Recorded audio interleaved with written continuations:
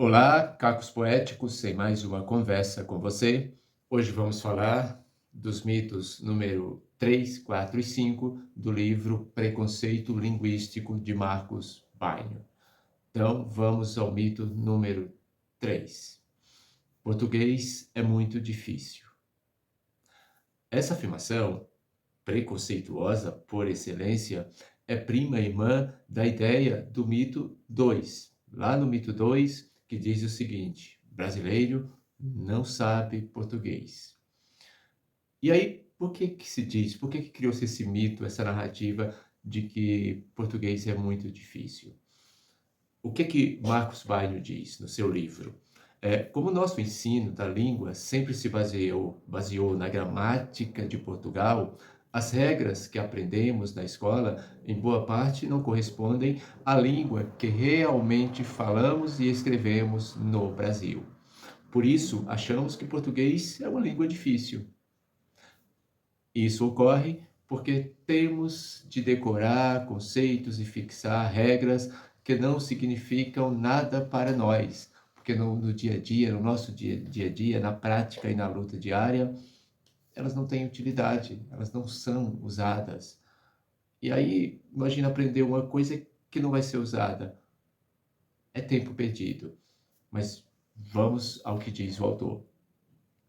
No dia em que nosso ensino de português se concentrar no uso real, vivo e verdadeiro da língua portuguesa do Brasil, não o português de Portugal, mas o nosso português, a nossa língua portuguesa, é bem provável que ninguém mais continue a repetir essa bobagem.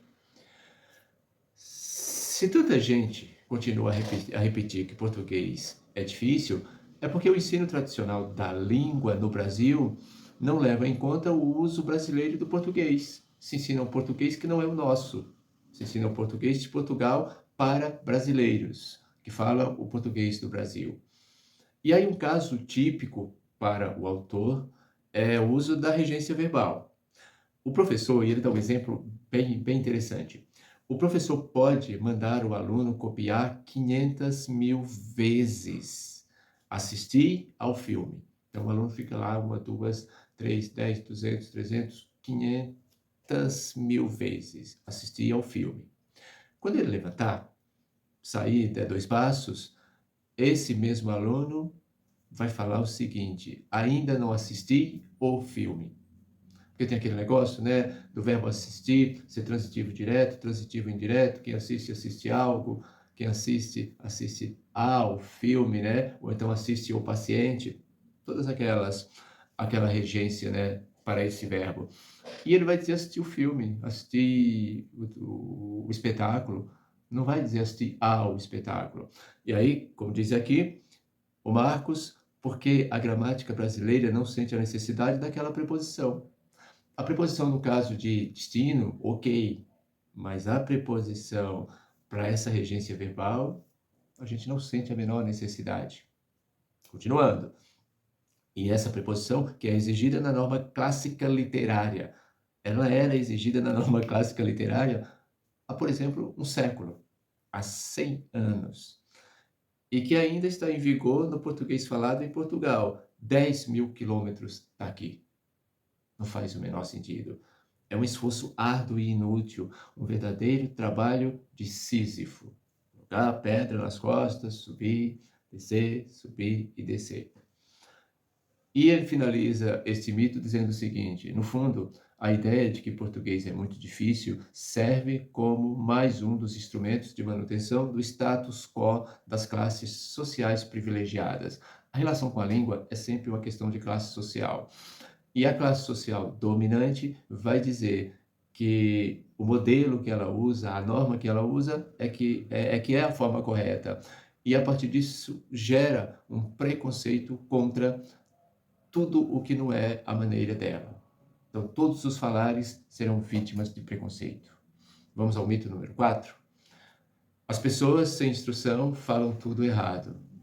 Existe coisa mais absurda do que essa? Será que essas pessoas não conseguem se comunicar, não conseguem trocar no dia a dia, não conseguem comprar, não conseguem vender, não se fazem entender? Que história é essa? As pessoas sem instrução falam tudo errado. E diz o autor, o preconceito linguístico se baseia na crença de que só existe, como vimos, e está lá no mito 1, uma única língua portuguesa digna deste nome e que seria a língua ensinada nas escolas, explicada nas gramáticas e catalogada nos dicionários. Então, se não estiver nas gramáticas tradicionais e nos dicionários, não é língua portuguesa. Quem diz isso? A classe dominante, os que mandam, os que determinam o que é certo e o que é correto e fomentam o preconceito ao que é diferente. Então, é um mito.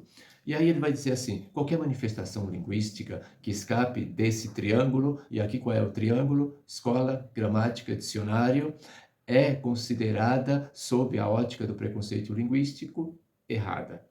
Então, se não estiver de acordo com os parâmetros da escola, da gramática e do dicionário, é errado. Que papo é esse? Errado de maneira alguma, porque a gramática, a velha gramática, está presa às regras portuguesas, que fala outra corrente do português. O nosso é totalmente diferente. O nosso é um português de encontros, de transformação, porque aqui o português que chegou ao Brasil, aqui ele encontrou africanos, europeus de outros países, encontrou asiáticos, encontrou gente do mundo inteiro e se transformou, ok? E aqui nós podemos continuar dizendo o seguinte, se fôssemos pensar que as pessoas que dizem Cláudia, Chicrete e Pranta têm algum defeito ou atraso mental, seríamos forçados a admitir que toda a população da província romana da Lusitânia também tinham esse mesmo problema na época em que a língua portuguesa estava se formando.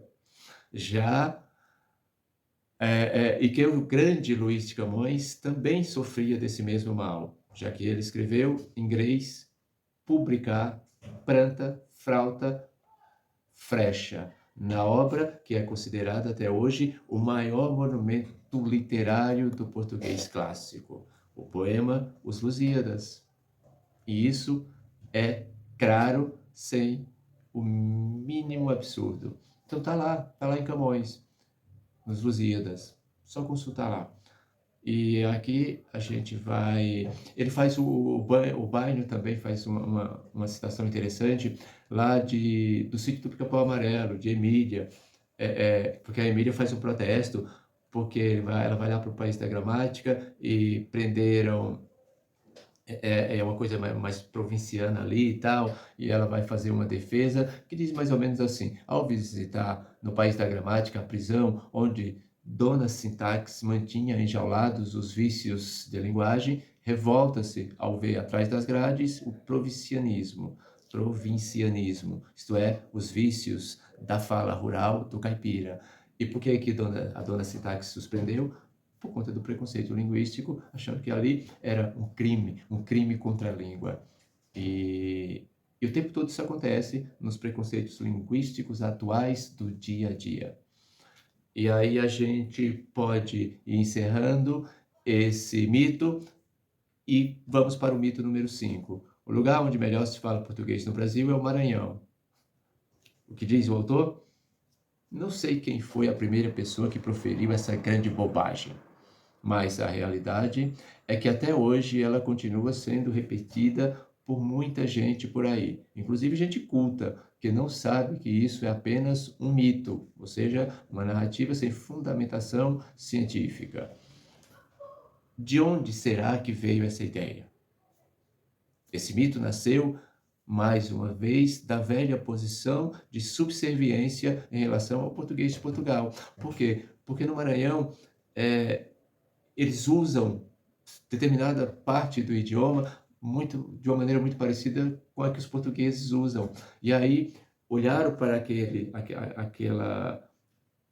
nicho, aquela pequena coisa e disseram, isso aqui é o português mais perfeito do Brasil. Não é de jeito nenhum. As diferenças, as nuances da língua, em qualquer lugar, elas são bem-vindas, muito bem-vindas. Por exemplo, lá no Maranhão, eles usam o pronome tu, e aí seguido das formas verbais clássicas com a terminação S, tu dizes, tu queres, tu cantavas, tu comias, etc. o que acontece com o português no Maranhão em relação ao português do resto do país é o mesmo que acontece com o português de Portugal em relação ao português do Brasil. Não existe nenhuma variedade nacional, regional ou local que seja intrinsecamente melhor, mais pura, mais bonita, mais correta que outra. Não, não existe. O que existe são diferenças e elas são bem-vindas. Aí ele termina citando aqui uma coisa interessante, né? Numa entrevista à revista Veja, de 10 de nove de 1997, Pasquale Cifro Neto disse que é pura lenda a ideia de que o Maranhão é o lugar do Brasil onde melhor se fala português. Ponto para ele, diz Marcos Paino. Infelizmente, continuando a tratar do assunto, não hesitou em afirmar que, no cômputo geral, o carioca é o que se expressa melhor sob a ótica da norma culta. E aí, Pasquale desandou e Marcos Paino termina o mito número 5 da seguinte maneira: é preciso abandonar essa ânsia de tentar atribuir a um único local ou a uma única comunidade de falantes o melhor ou pior português e passar a respeitar igualmente todas as variedades da língua, que constituem um tesouro precioso de nossa cultura. Todas elas têm o seu valor, são veículos plenos e perfeitos de comunicação e de relação entre as pessoas que falam.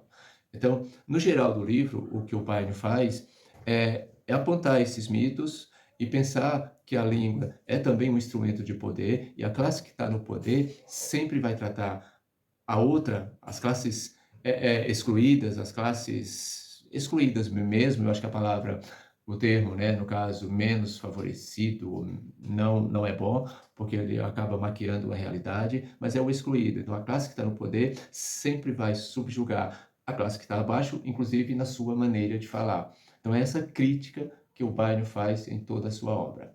Mas, por enquanto, a gente encerra por aqui. Cacos Poéticos e mais uma conversa com você. Curta o vídeo, se inscreva no canal.